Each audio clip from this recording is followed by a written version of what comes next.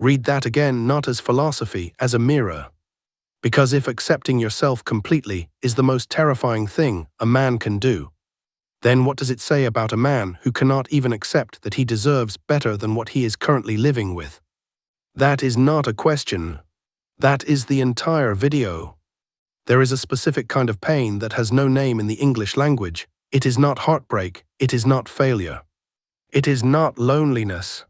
It is the pain of a man who knows, somewhere beneath everything he tells himself, that he has been accepting less than he is worth.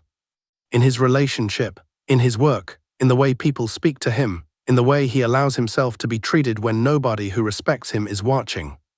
It is quiet, it is chronic, and it is the most common form of suffering among men who appear from the outside to be completely fine.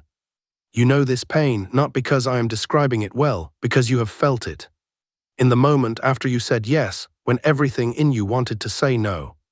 In the moment you stayed in a situation, your own instincts had been screaming at you to leave for months. In the moment someone crossed a line you had drawn in private, and you said nothing, did nothing, accepted it, moved on. And told yourself it was not worth the conflict. And then lay awake at 2 and feeling something you could not name but that felt uncomfortably close to contempt, not for them, for yourself. That feeling is not weakness, that feeling is your psyche filing an official complaint. And Carl Jung spent his entire career explaining exactly what it means, where it comes from, and what it costs a man who refuses to hear it. What he found is not comfortable, but it is the most important thing a man in that situation will ever hear. Every man who accepts less than he deserves has a reason, usually several. He tells himself he is being mature, practical. Avoiding unnecessary conflict, being the bigger person, keeping the peace. He has constructed an entire philosophical framework around his own diminishment and called it wisdom. And the framework is convincing because it contains real virtues, patience, tolerance, understanding. The problem is not the virtues. The problem is what they are being used to conceal. Jung identified what he called the persona, the mask a man constructs for the world. The version of himself that is acceptable, manageable, non-threatening, the man who never asks for too much, who never makes things uncomfortable, who swallows what he feels and presents a surface that requires nothing from anyone. This mask is not dishonest in the way lying is dishonest. It is more insidious than that. It is the face a man puts on when he has decided, somewhere deep and unexamined, that who he actually is and what he actually needs is too much for the world to accommodate. And the moment a man makes that decision, even silently, even unconsciously, he has begun the process of accepting less than he deserves.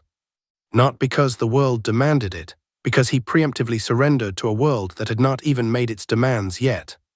Jung wrote that the persona is what one is not, but what oneself as well as others think one is. Read that with honesty, the agreeable man. The low-maintenance man, the man who never pushes back, the man everyone describes as easygoing, is that who you actually are? Or is that who you decided to become, because being who you actually are felt too dangerous? There was a man mid-40s, successful by every external measurement, corner office, good income. A relationship that everyone around him described as solid. He came to therapy not because anything was visibly wrong but because he felt, as he described it, like a tenant in his own life. Like someone who lived in a space that had been designed for someone else and had never quite dared to rearrange the furniture. He could not point to a single dramatic moment of failure or betrayal. What he could point to was 1,000 small moments across 20 years where he had chosen accommodation over honesty, silence over truth, acceptance over standards. And the cumulative weight of those 1,000 moments had produced a life that fit him the way a suit fits a man 2 sizes too large. Technically wearable, fundamentally wrong. He had not been wronged by the world, he had wronged himself, one small surrender at a time. Here is what nobody tells you about self-worth. It is not a feeling, it is not confidence. It is not the voice in your head that says you are valuable. Those things are symptoms of self-worth, not the thing itself. Self-worth in Jungian terms is something far more structural and far more demanding than a feeling. Jung described the self, capital S, as the totality of the psyche. Not the ego, which is the conscious part of you, the part that manages your daily life and social presentation. The self is the whole thing. The conscious and the unconscious, the light and the shadow, the performed and the unperformed. The self is what you actually are as distinct from what you have decided to present. And the relationship a man has with his own self, whether he acknowledges it, honors it, lives in alignment with it, or betrays it daily, is the single most determining factor in what he will accept from the world around him. A man who is in genuine contact with his own self cannot accept less than he deserves for very long, not because he becomes arrogant, not because he becomes aggressive, but because the self has a gravitational pull toward its own dignity that eventually makes betrayal of that dignity feel physically intolerable. Like wearing a shirt that does not fit, eventually the discomfort becomes impossible to ignore. A man who has lost contact with his self can accept almost anything because he has no internal reference point for what he deserves. He measures himself entirely by external signals, by what people give him, by how people treat him, by what the relationship or the job or the situation offers. And when those external signals are low, when people give him little, treat him poorly, offer him less than he is worth, he has no internal compass strong enough to say, this is not enough, this does not match who I actually am. Jung wrote that the privilege of a lifetime is to become who you truly are, not to be liked, not to be comfortable, not to avoid conflict. To become who you actually are. That process, what Jung called individuation, is the only foundation on which genuine self-worth can be built. Because it is the only foundation that does not depend on what other people decide to give you. There is a pattern that appears in the lives of men who consistently accept less than they deserve. And once you see it, you will recognize it immediately, not in other men, in yourself. It begins with a need that is real and legitimate. The need to be valued, to be seen, to be treated with the respect that any human being with functioning dignity requires. This need is not weakness. This need is accurate, it reflects something true about what you are worth. But at some point, usually early, usually in circumstances that had nothing to do with your adult choices, that need was met with something less than it deserved, a parent who was absent or critical or conditional in their love. A formative relationship that taught you that your needs were inconvenient. An environment that consistently signaled that asking for what you actually needed produced punishment rather than provision. And in response to that signal, you did what any intelligent organism does when a direct approach produces pain. You adapted. Jung called this the origin of the shadow, every need that was too inconvenient, every desire that was punished. Every authentic expression of who you were that produced rejection rather than acceptance, was split off from the conscious self and pushed into the shadow, hidden, denied but not gone. And here is the devastating consequence. When a man's legitimate needs live in his shadow rather than in his conscious life, he cannot advocate for them. He cannot say clearly, directly, without apology, this is what I need and this is what I will not accept, because the need itself feels dangerous. Because the last time he expressed it, or the first time, it cost him something, and so he does not advocate for his needs, he negotiates around them. He accepts substitutes for them. He stays in situations that do not meet them and tells himself sophisticated stories about why that is actually fine. He is not fooling the shadow knows exactly what is missing.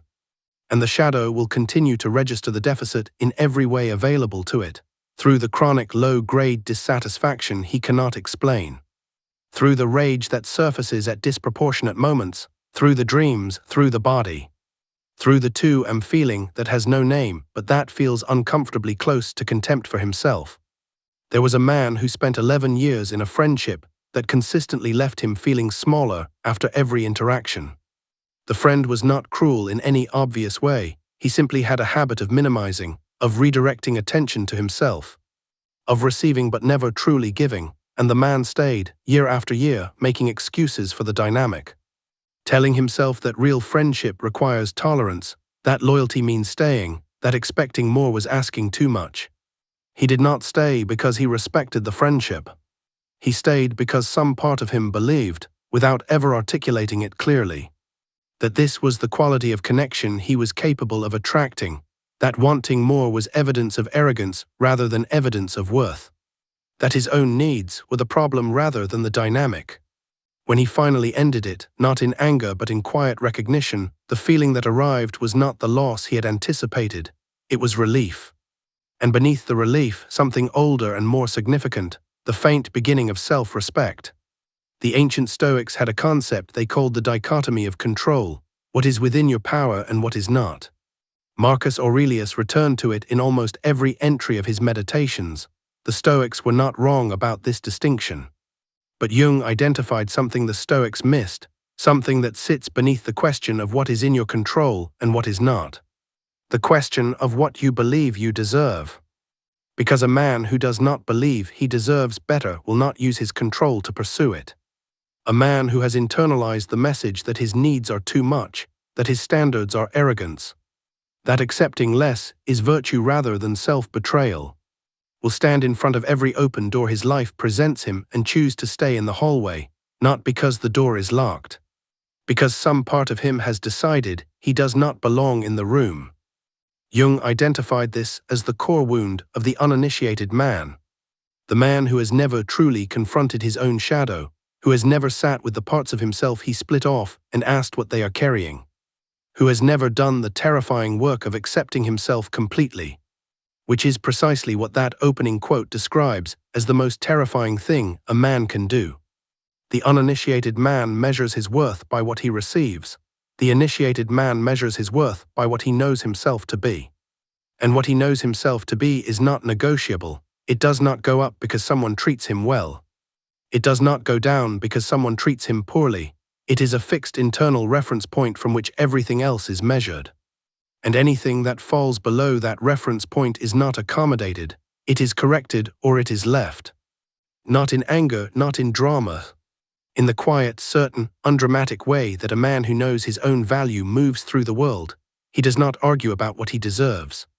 He does not convince anyone of his worth, he simply declines what does not meet it and moves toward what does. In the myth of Percival, the young knight who seeks the Holy Grail, there is a moment that Jung returned to repeatedly in his later work. Percival arrives at the castle of the wounded Fisher King. The king is suffering, the entire kingdom is suffering, the land itself is dying. And in the great hall of the castle, Percival sees the Grail being carried in procession. He sees the wounded king. He feels the question rising in him, the right question, the question that would heal everything, but he suppresses it. Because he had been taught that asking questions was impolite, that a proper knight does not impose his curiosity on his host, that the acceptable thing, the socially appropriate thing, was to stay silent. He stays silent, and in the morning the castle is gone. The opportunity is gone, and the king remains wounded, and the land remains dying. All because Percival chose social acceptability over the honest expression of what he knew needed to be said. This is the mythological portrait of a man who accepts less than he should, who silences the right question because the world taught him that asking it was too much, who accommodates the wound rather than addressing it, whose politeness, whose social compliance, whose need to be seen as acceptable, cost him and everyone around him everything. Jung saw in Percival the archetypal image of the man who must learn that the healing question, the honest confrontation, the clear expression of what is true is not aggression, it is not arrogance, it is the most loving and the most courageous thing a man can offer. To a situation, to a relationship, to himself. The question Percival needed to ask was simple: what ails thee? What is wrong here? What does this situation actually need? The question every man who is accepting less than he deserves needs to ask is equally simple. What am I actually worth, and is this honestly meeting it? Here is what changing this actually looks like. Because the self-improvement world will tell you it looks like confidence, like assertiveness training, like affirmations, like learning to speak up in meetings and take up more space and stop apologizing. And those things are not entirely wrong, but they are the surface. They are the behavior without the foundation, and behavior without foundation does not last. What Jung is describing is something that happens at a deeper level than behavior. It is the slow, difficult, often uncomfortable process of making contact with your own shadow, of sitting with the parts of yourself you split off and asking what they are carrying, of finding the legitimate needs that were never met and never acknowledged and giving them, finally, a voice in your conscious life. Not a destructive voice, not an entitled voice, a clear, honest, dignified voice that says, this is what I need and this is what I will not accept. This is what individuation looks like in practical terms, Not a dramatic transformation, not a moment of sudden confidence. A gradual reorientation around a deeper and more honest relationship with who you actually are. A growing intolerance for situations and relationships and dynamics that require you to be less than you are, not because you become arrogant. Because you become finally specific, you know what you are, you know what that is worth. And you stop accepting currency that does not match the denomination. There was a man who had spent most of his adult life in relationships where he gave significantly more than he received. He was not naive about this. He could see the imbalance clearly. What he could not see clearly was why he kept choosing it. Why he was consistently drawn to people who needed everything from him and offered little in return. Why generosity felt safer than reciprocity. Why being needed felt more familiar than being valued. The answer, when he finally found it through genuine interior work, was not complicated. Being needed felt like a guarantee. If someone needed him, they would not leave. If someone needed him, his presence had a clear and demonstrable value. He had traded being valued for being needed because being valued felt uncertain. Being needed felt like something he could control. He was not choosing love, he was choosing safety disguised as love. And the price of that disguise was every relationship he had ever wanted and never fully allowed himself to have. When he understood that, not intellectually, but in the way you understand something when it lands in your body rather than your mind, everything shifted, not overnight, but in the direction of a man who was finally, genuinely, beginning to believe that what he actually was, not what he could do for people, not what he could provide or absorb or endure, but what he actually was enough, was more than enough, was worth something that did not require proof. You came here carrying something. The particular weight of a man who knows, somewhere beneath the stories he tells himself, that he has been living below his own standard. Not dramatically, not in ways that are easy to point to or defend in a court of argument, but in the accumulated texture of a life where the answer has been yes too many times when the honest answer was no. Where the standard has been lowered too many times to avoid a conflict that, in retrospect, would have been worth having. Jung is not telling you that you are a victim. He is not telling you that the people in your life are villains.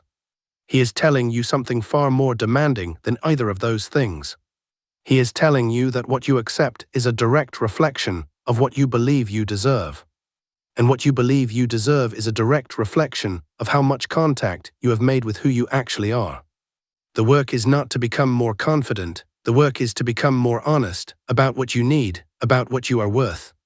About the gap between the two and how long you have been living in it, and what it has cost you, and what it will continue to cost you if nothing changes. A man who knows his own value does not argue about it, does not perform it, does not wait for other people to confirm it before he acts on it. He simply lives from it, quietly, consistently, without apology and without drama. He raises his standard not as a statement to anyone else, but as an act of fidelity to himself. To the self that has been waiting with extraordinary patience to finally be lived. That man is not out of reach. He is not a different person than you are. He is the person you already are. Beneath everything you decided to accept, and everything you decided to suppress, and everything you decided was too much to ask for. He is what remains when you finally stop accepting less than you are worth. And he has been waiting long enough.